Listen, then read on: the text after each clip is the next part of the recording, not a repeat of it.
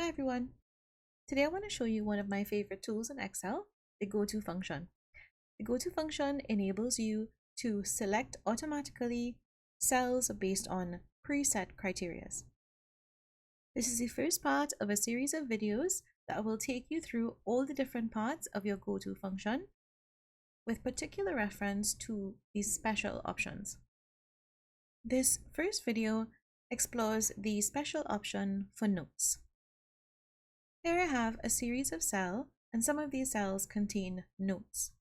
If I would like Excel to automatically select for me all the cells that contain notes, I would have to select a range of cells that includes all the cells that has notes in them, bring up my Go-To dialog box, Ctrl+G, click on Special, and select Notes.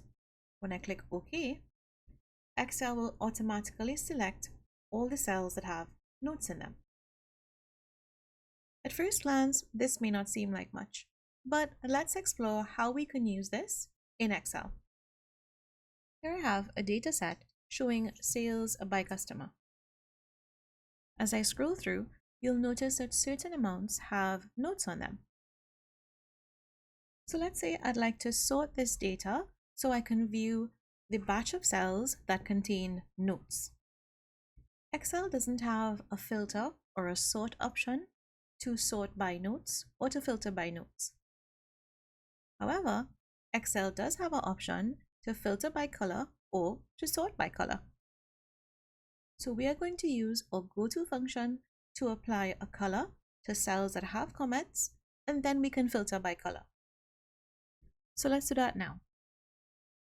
I select my range of cells that have comments, Ctrl+G, Special, Notes. If I click anything else at this moment, it will deselect all of the cells that have been selected. So at this point, I need to apply my color before I click anything else. So now I can add a filter to this data set and simply filter by yellow cells to pull all the cells that have notes. So let's see how that works. Filter, and then I filter by yellow. And just like that, I have filtered to only see the cells that have comments, and now I can focus on these cells in particular. This is just one example of how you can use your Go-To function when you are selecting notes.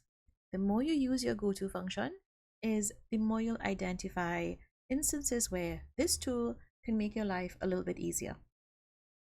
In my next video, we will explore the Go-To function, constants. To make sure you don't miss it, click the subscribe button and turn on your notifications.